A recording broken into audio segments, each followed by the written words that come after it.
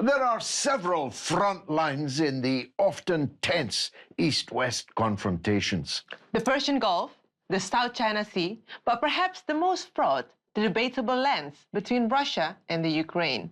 They're not debatable in law, of course.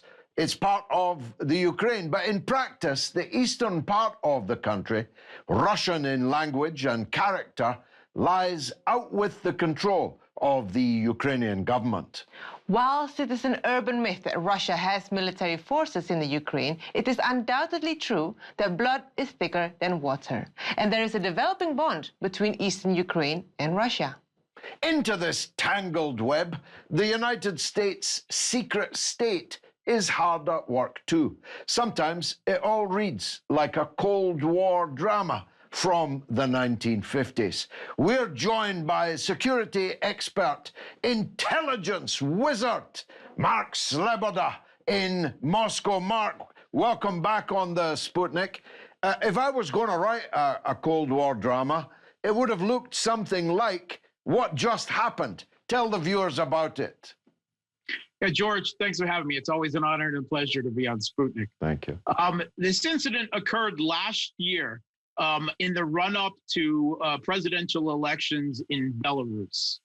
And there was a sting operation by Ukrainian intelligence, the SBU, with the approval of their comedian president, Volodymyr Zelensky, and with the support of the U.S. government to lure a group of Russian security contractors into Belarus, and from there to set them up, making it appear that, telling the Belarusian government, giving them information that they were there to interfere with elections or stage a revolution against the Belarusian government and put in a more pro-Russian figure. These 33 Russian security contractors were arrested. And the idea was to create big tensions between Russia and Belarus before the elections, and then to separate them for what was to be a color revolution attempt to overthrow the Belarusian government from the West immediately after the election. And this was reported almost immediately by Ukrainian and Russian media in just over a month after that happened last year. But now CNN, with some supposed intelligence sources in Ukraine, have picked this up, and they have shared the blame with the CIA, which they said provided them with technical assistance, funding, and advice. It's quite a clever plot, that one. It would have been a screenplay worth writing. Where did it go wrong? I think it was a bit clumsy and kind of ham-handed. The big point where things went wrong is the Belarusian government would have had to believe that these 33 security contractors, and these guys are like security contractors that worked for, the former Blackwater in the U.S. They're best suited to grunt jobs like security details. To think that they were, a handful of men with military background were capable of destabilizing an entire country with a fairly sizable military or leading a color revolution is really kind of far-fetched. And it's something that I find that only Ukrainian intelligence and the CIA could have believed it would have worked. Stranger things have happened. It's all very fraught, isn't it? The Belarusian front, the Ukrainian front, everyone's busy on both sides. Is it going to be contained at that level of farcical stunts like this?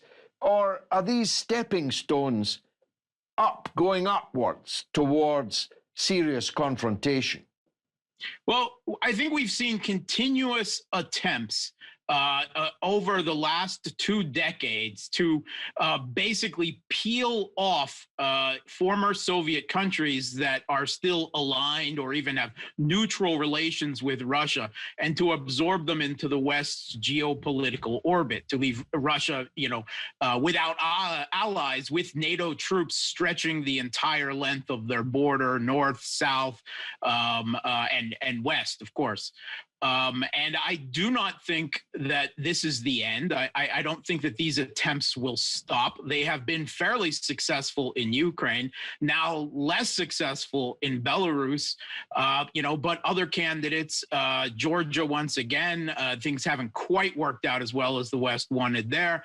Kazakhstan is another priority. There will continue to be attempts to geopolitically flip these countries and turn them into basing platforms targeting Russia. You're right that the Belarus imbroglio hasn't really succeeded for Western policymakers. Someone has been anointed, a sort of Juan Guaido figure, as the real president, but not many people have bought into that. But it's been extraordinarily successful in Ukraine, hasn't it? It must be saddening. It's saddening for me, who knew the old days, that the antipathy between Russia and Ukraine is now visceral. Yeah, the figure you're referring to in Belarus is Svetlana Tikhanovskaya, and Chatham House's, the British Royal Institute of International Affairs' own polling shows that she has 4% of support in the country. So that's definitely a Juan Guaido type figure, perhaps even worse. In Ukraine, it's been devastating here because there's so many people who have cross marriages and relations on ties on both sides of the border. Personally speaking, my own wife is Crimean. I have family in Crimea. We have family all over East Ukraine and Donbass, Kharkov, and Odessa. And this has really torn Ukrainian and Russian Ukrainian families apart. So what's life like behind the lines, as it were, behind the Russian lines? I mean, Russia obviously supports its compatriots, but how does that work in practice? I mean, is there still industry producing in eastern Ukraine? If so, where do the products go? How do they pass? Yeah, that's really... it's a bad situation, and it's also very complicated and very corrupt on both sides. We're talking about the Donbass, which was previously the industrial heart of Ukraine, the center of its economy. And Ukraine has, for the most part, subjected to Donbass to an economic blockade, which, of course, could considered to be a crime of war. That screams out the word reconciliation to me. If you have this stasis, it's not going anywhere, both sides are suffering, a bit of statesmanship's required to bring about some kind of stable modus operandi, isn't it? Yeah, that's what the Minsk Accords have been all about. And, they've been agreed to by the government in Kiev, their reconciliation with their own countrymen in East Ukraine, with France, Germany, and Russia as guarantors. And it's been enshrined in a Security Council resolution. But the government in Kiev, has no intention of ever fulfilling it, because they know very well that to fulfill those terms, to sit on a same political stage and have discussions and eventually elections with the people in East Ukraine would send their whole quite salacious Maidan project into ruins. It would collapse the government. Are you witnessing a kind of exodus? People basically leaving the country altogether into Europe or maybe across the Atlantic? Absolutely. There is a huge exodus from Ukraine. There actually hasn't been a census in Ukraine in more than, we're going on 3 decades now. So the actual population may have shrunk by as much as some 10 to 15 million people. There are at least 3 million Ukrainians who have fled east into aggressor Russia, supposed aggressor Russia, and live and work in Russia. They are now forbidden from voting in Ukrainian elections because they would vote unreliably, right? They would vote the wrong way. There's a similar number, some 3 million Ukrainians that are now in Poland and the rest of the EU.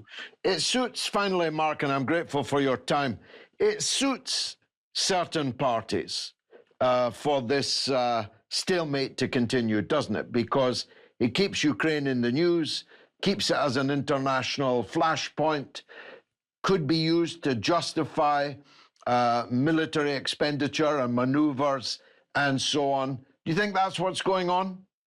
Sure. I mean, we're looking at a nation-building project, a project to build an anti-Russian Ukraine, something that has no real historical precedent to build itself on, except for the World War II era Nazi collaborators from West Ukraine, which is why these far right groups that harken back to the Ukrainian insurgent army and the Organization of Ukrainian Nationalists are so much a part of this government and how much it retains control. But if you can't have a solid, complete anti-Russian Ukraine that can either be brought into NATO or made a de facto member of NATO, then the plan B, which is always acceptable, as it has been in Syria, is to destabilize the country and deny it to your opponent on the geopolitical table. And that is what they have done most successfully, it must be said. Mark Sleboda, thank you very much indeed for joining us on board the Sputnik. Thanks for having me.